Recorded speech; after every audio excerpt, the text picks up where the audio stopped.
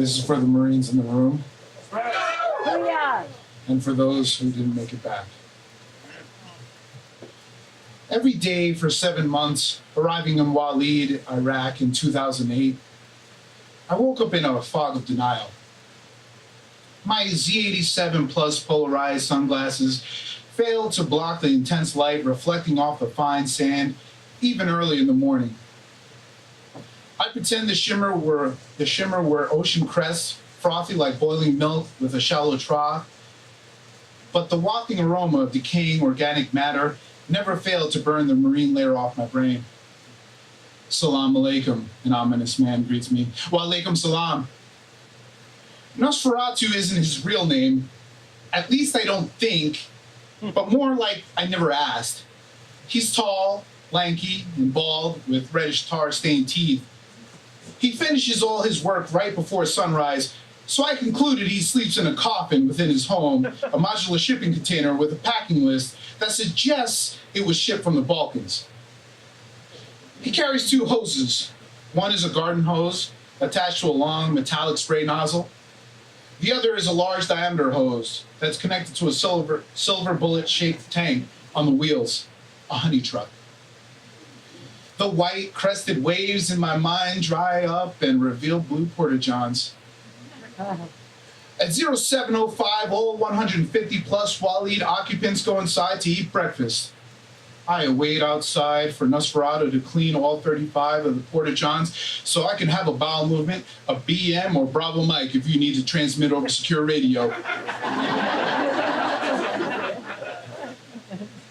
The logistics of shitting in a combat environment are never talked about, but everyone poops.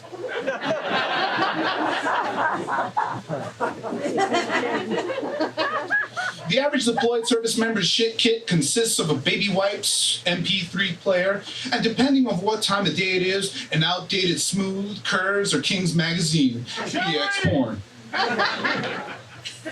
Once a month, we would get a mobile PX, a convenience store on a flatbed, would arrive with our resupply convoys.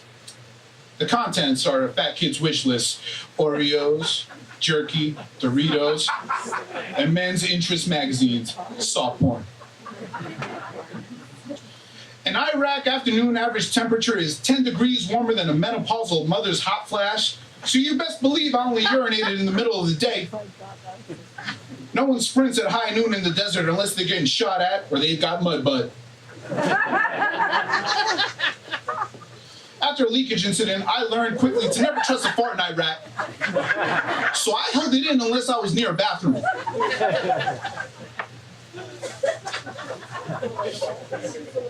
It gets worse. In normal combat, kinetic combat conditions, service members are trained to maintain light discipline at night and strictly use night vision goggles, NVGs, to conduct operations. In 2008, Waleed wasn't under normal conditions, and that night, from the 4 surrounding guard towers, I used the NVGs to observe service members enter porta-johns, some with backpacks. While on watch, I imagined a laptop loaded with gigs of fetish porn, a tactical field expedient fleshlight, perhaps in olive drab or coyote tan, some Astroglide substitute maybe. I chose to ignore it, so long as the occupants for each porta-john is 1, because the prohibited activities under General Order No. 1 states you can't have sex, but you're free to go fuck yourself.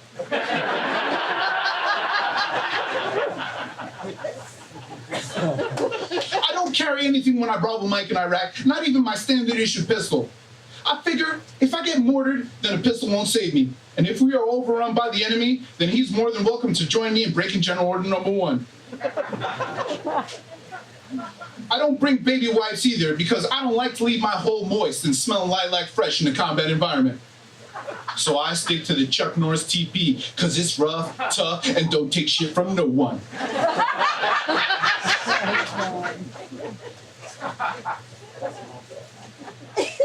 One day, my bowels moved faster than Nosferatu's cleaning, and I decided I could not wait for him to finish his duties, so I took my chances playing porta-john roulette, not even stopping to do a customary search for scorpions, snakes, or a porta potty peeper with a scat fetish hiding in the tank. I was in mid-flatulence when I noticed a footprint on each side of the seat with a smashed cigarette butt as if to welcome me salam alaikum. The interpreters defiantly rebelled against standard poop procedures by squatting over the lid. The dusty footprints on the tank were their sign of protest. The sons of bitches can't even shit right, I thought, dismissing the empirical evidence that elevating your feet during elimination is healthier than Western convenience. But that's what war reduces humans to, believing one shit is better than another.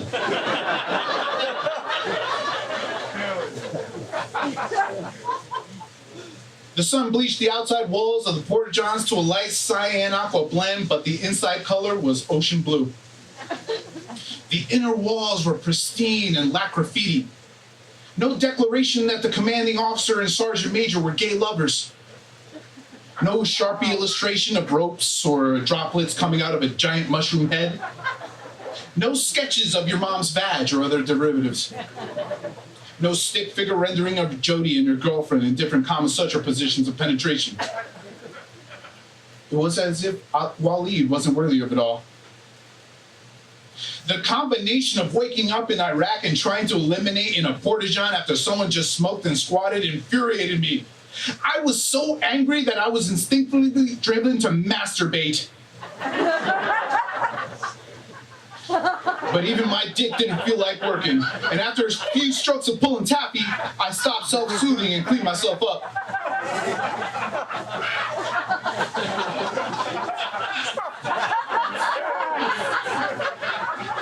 The toilet paper cut my grundle when I wiped, which fueled my rage.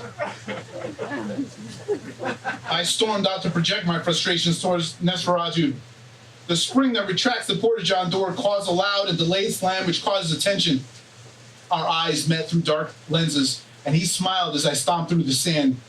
It is impossible for someone to look tough while walking on the sand. He cleans the remaining porta-johns, then drives the honey truck through the exit gate. He stops at the 400-meter mark, where engineers dug a hole in the sand, an expedient turd pool. Nosferatu reverses the pumps on the honey truck to expel the contents. It's so dry the sand absorbed the liquid instantaneously, leaving only the chunky remains. I'm unable to bravo Mike, but I can't stop thinking about all that shit. At dusk, Nosferatu changes vehicles and collects the trash from all 4 dumpsters. Tattered or unserviceable green undershirts, stretched out white tube socks, veggie omelet MREs are just some of the dumpster contents. Garbage used to be collected in the morning after the wastewater removal, but because the Palestinian refugee camp kids would rummage through the trash without permission, I directed Nosferatu to collect it at night. I like to think that by keeping the kids out, I was executing my duties as the anti-terrorism force protection officer by reducing access to our perimeter, mitigating the possibilities of non-coalition forces to probe our defenses, denying the enemy the ability to gather intelligence, set up ambushes, or plant fatal IEDs. At least that's what my award states, but that didn't make it true. Maybe I didn't like the fact that Palestinian refugees received so much attention that Angelina Jolie visited them and not the Marines. Perhaps I didn't know how to break the cycle of neglect and abuse I received as a child, and I was perpetuating it by not sharing my leftovers and scraps to the Palestinian kids. Looking back, I think they reminded me of my kids, who were so far away, and yet the Palestinians were so close. But instead of providing them with compassion and love, I buried my emotions and discarded them like a case of expired ravioli. Maybe I stopped firing flares at the pack of wild dogs and let them feast on the trash before the Palestinians to establish the desert pecking order. A few weeks later, I walked the grounds to conduct inventory of food, fuel, ammo, and water levels. We were going over my water allocation. The last resupply was less than a week prior, and it would be more than a week for the next one. I couldn't figure out how we went through so much until I inspected the tanks. The sand around one of the 500-gallon tanks was a different color than the others. it was leaking. I requested permission for a convoy consisting of 2 up-armored Humvees to escort the Silver Bullet truck for a resupply at a logistics base, Korean Village. An hour-long drive down IED-riddled Route Mobile. Weather operating conditions varied locally in Iraq, and we used the traffic light method where if conditions were green, operations were permitted. Red meant conditions were bad enough to reduce visibility for pilots, causing aircraft to be grounded and unable to support troops in contact or medevac. The air was literally red also due to the sandstorm, or haboob. There was a haboob covering Korean Village at the time, but after 2 days of red air, we took our chances to conduct the convoy. But to conduct the convoy, I needed Nosferatu to drive the unarmored water tank. Gunnery Sergeant Hurst volunteered to serve as Nosferatu's protector and vehicle commander. We started off slow, conducting radio checks every 100 meters. It was difficult to see on Route Mobile. It was like driving through a coastal brown fog with a glassy mist that cuts your skin. I asked if he could go faster, but Gunny said it was as fast as Nosferatu was capable of driving. Nosferatu was only taught how to shift using reverse, first, and second gear only. The speed limit inside Waleed was 10 kilometers per hour, so he didn't bother to learn or practice the other gears. At that rate, it would take 3 hours just to make it to Korean Village. I made the call to return to Waleed. Nosferatu emerged from the truck like a vampire after being staked. Water use was restricted until resupply. Tensions rose like the thick swarming and sand clouds in western Iraq. We took turns cleaning the showers. As I approached, a familiar air of decaying organic matter crossed my olfactory senses to warn me someone shit on the shower trailer floor. I was confused as to why someone would defecate dead center in between the row of showers and sinks. It was deliberate and untouched, not a baby wipe or Chuck Norris TP in the vicinity. The showers were all dry, so he didn't have the decency to bidet his butt. I closed the shower trailer. My master sergeant voluntarily scooped it up with a trash bag like an experienced dog owner curbing their pet. Speculation swirled. Naturally, we blamed it on the squatters, the interpreters. It was too skillful of an execution to be done by a non-squatting service member. The resupply arrived after the haboob blew through 2 days later. Nosferatu's supervisor and translator arrived with the tank on the convoy. He explained Nosferatu wasn't a professional truck driver, garbage collector, or porta-john cleaner. He was just a man from the Balkans trying to provide for his impoverished family who jumped at an opportunity to profit from the global war on terror. He may have lied about his skill set, or his company may have lied on his behalf.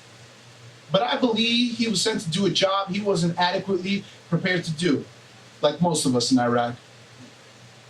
My decision to have Nosferatu drive the water truck in the convoy, put him in harm's way, filled him with a very real fear of getting blown up so we could shower.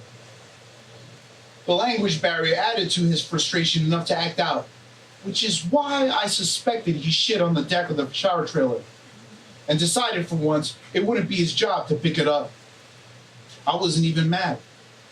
We all were cleaning up someone else's shit.